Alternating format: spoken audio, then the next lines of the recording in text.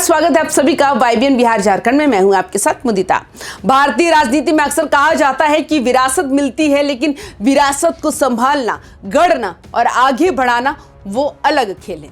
अखिलेश यादव हो, तेजस्वी यादव हो या चिराग पासवान, तीनों नेताओं के पास अपने अपने पिता की जबरदस्त राजनीतिक विरासत थी।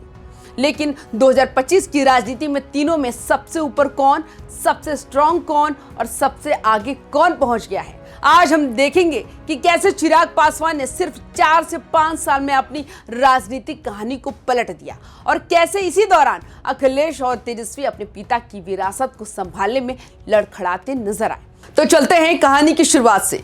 31 अक्टूबर 1982 बिहार का खगड़िया वही जन्मा एक बच्चा आज बिहार की राजनीति के सबसे बड़े युवा चेहरों में से एक बन चुका है, चिराग पासवान।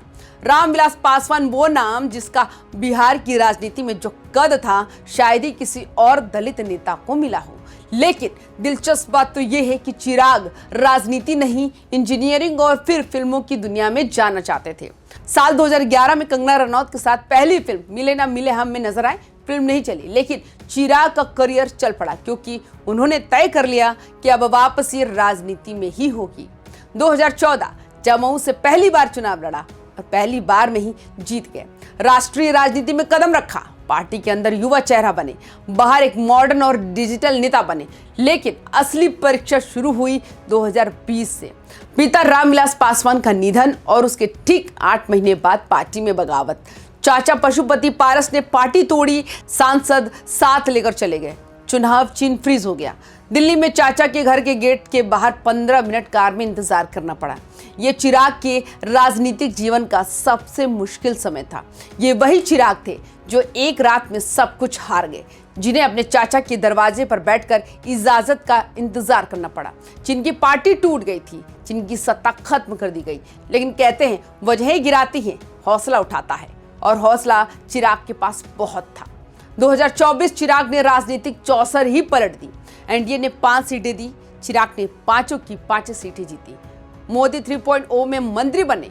बिहार में 19 एमएलए है। गठबंधन में चिराग के पास कुछ नहीं था, लेकिन आज इनके पास भारत सरकार में कैबिनेट मंत्री, पार्टी के 5 लोकसभा सांसद, बिहार सरकार में 2 मंत्री, बिहार में 19 विधायक, झारखंड में 1 विधायक, नागालैंड में 2 विधायक। आज चिराग पासवान परिवार के सबसे ताकतवर नेता है। यहीं पर फर्क शुरू होता है चिराग की कहानी में।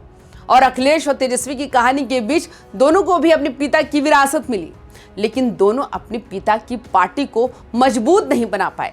वही चिराग टूटे हुए घर से नई पार्टी खड़ी कर लेते हैं। चिराग और अखिलेश की दोनों को पिता की विरासत मिली, लेकिन दोनों ने उसे संभालने का तरीका अलग चुना। अखिलेश यादव उम्र, पद, राजनीतिक विरासत सब कुछ उनसे कहीं ज्यादा था चिराग के मुकाबले। लेकिन क्या अखिलेश अपने पिता मुलायम की विरासत को संभाल पाए? मुलायम सिंह यादव 3 बार यूपी के मुख्यमंत्री, केंद्र में मंत्री बने, एक मास लीडर बतौर पहचान बनाई, एक संगठन खड़ा करने वाले नेता बने। उनके पास था क्या नहीं, उनके पास एक मजबूत कैडर, एक मजबूत वोट बैंक और गठबंधन करने की जबरदस्त राजनीतिक समझ भी। लेकिन अखिलेश ने पिता की विरासत को बदला और कई बार विपरीत दिशा में चला दिया। मुलायम ने जिस बसपा से दूरी रखी, अखिलेश ने मायावती से गठबंधन कर लिया। नतीजा, सीटें बढ़ने के बजाय कम हो गई। फिर कांग्रेस से गठबंधन किया, सरकार चली गई, परिवार में बंटवारा हुआ, अंजाम निकला अखिलेश वर्सेस शिवपाल। मुलायम ने संघर्ष करके एसपी खड़ी की, गठबंधन से हमेशा सावधान रहे। अखिलेश ने पार्टी खुद बतौर अध्यक्ष हथिया ली, पिता के दुश्मनों को भी दोस्त बनाया। 2017 में कांग्रेस से गठबंधन की, नतीजा हार। 2019 में मायावती से गठबंधन किया, वो भी नुकसान। एसपी की सीटें 7 से 5 हो गई। मुलायम ने कहा था कि गठबंधन सावधानी से करना, पार्टी की आत्मा बेच मत देना, लेकिन अखिलेश ने ये सीख नहीं मानी। उन्होंने गठबंधन ऐसे किए जैसे ताश के पत्ते बांट रहे हों, और एसपी हर बार कमजोर होती गई। यहाँ तुलना बिल्कुल साफ दिखती है। चिराग की पार्टी टूटी तो चिराग ने नई पार्टी बनाई, तो वही चुनाव चिन्ह गया तो उसे भी नया बनाया। चिराग का पद गया तो उसे भी हाथों हाथ वापस ले लिया। चिराग के पास सांसद नहीं थे और 5 सांसद बना दिए। चिराग मंत्री नहीं थे, लेकिन चिराग का ऐसा करिश्माई जादू दिखा कि वो कैबिनेट मंत्री बन गए। अखिलेश की पार्टी का हाल समझिए, पूरी पार्टी मिली लेकिन कमजोर हो गई। मजबूत वोट बैंक मिला लेकिन वो भी सिकुड़ गया। गठबंधन की शक्ति मिली लेकिन उल्टा नुकसान हुआ। यानी पिता की विरासत संभालने में बात करें चिराग पासवान की तो वो पास हो गए, लेकिन मुलायम सिंह के बेटे अखिलेश यादव फेल साबित हुए। एक ने संघर्ष से ऊपर चढ़ाई की, दूसरे ने संघर्ष से बचकर नीचे फिसल गए। एक तैयार, एक चुनौती में फंसा। अब बात तेजस्वी यादव की, सबसे युवा चेहरा, सबसे तेज उभरता नेता है, लेकिन क्या तेजस्वी अपने पिता लालू यादव की विरासत को आगे बढ़ा पा रहे हैं? लालू प्रसाद बिहार के सबसे बड़े जननायक, एक बड़ा सामाजिक समीकरण, MY समीकरण के जनक तेजस्वी के पास जो विरासत थी वो भी भारत के किसी भी युवा नेता को नहीं मिलती। लेकिन तेजस्वी आज भी दो समस्याओं से नहीं निकल पाए। एक तो लालू का जंगल राज वाला इमेज, खुद को अपने ही पिता की छाया से बाहर साबित करना, ये तेजस्वी के लिए थोड़ा मुश्किल हो गया। तेजस्वी बनाम चिराग की बात कर लेते तो चिराग बिहार फर्स्ट, बिहारी फर्स्ट के साथ विकास मॉडल ने सबका दिल जीता। सभी जातियों में चिराग का जादू चला। दलित युवा मॉडर्न इमेज चिराग को नंबर 1 बना दिया। बीजेपी और NDA के साथ तालमेल भी चिराग के लिए सुपरहिट साबित हुए। चिराग की नई राजनीति, नया स्टाइल सभी के लिए सरप्राइज रहा।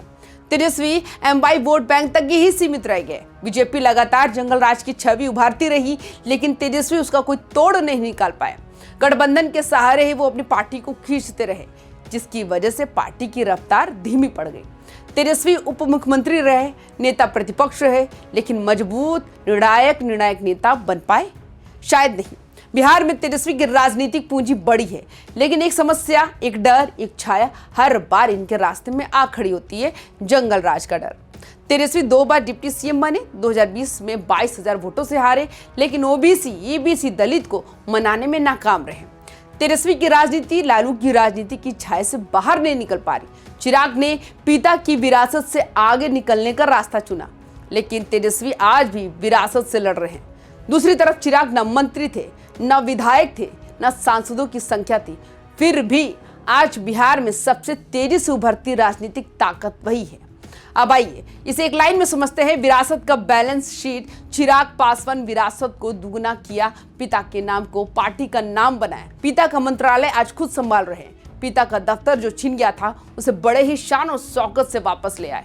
तो वही पार्टी टूटी, लेकिन टूटने के बाद फिर एक नई पार्टी बनाई। देखते ही देखते चिराग एक राष्ट्रीय नेता बनकर उभरे। तेजस्वी यादव विरासत को संभाला, लेकिन बढ़ा नहीं पाए। दलित पिछड़ा अल्पसंख्यक समीकरण मजबूत रहा, लेकिन राज्यव्यापी आकर्षक नहीं, इमेज की समस्या बरकरार रही। जंगल राज छवि से बाहर ही नहीं निकल पाए। अखिलेश यादव विरासत सिकुड़ी, गठबंधन की गलत रणनीति अपनाई, संगठन कमजोर पड़ गया। लगातार चुनावी नुकसान हुआ, 11 बार चुनाव हारे। आज की राजनीति की हकीकत विरासत मिलती है, लेकिन उसे मंजिल तक पहुंचाने का दम हर किसी में नहीं होता। अखिलेश और तेजस्वी दोनों बड़े नेताओं के बेटे, मजबूत विरासत के वारिस है, लेकिन चिराग पासवान सबसे कम संसाधन लेकर शुरू हुए, सबसे अधिक ठोकरें खाई और आज सबसे ऊपर खड़े हैं। 3 वारिस, 3 कहानियां, 3 मंजिलें।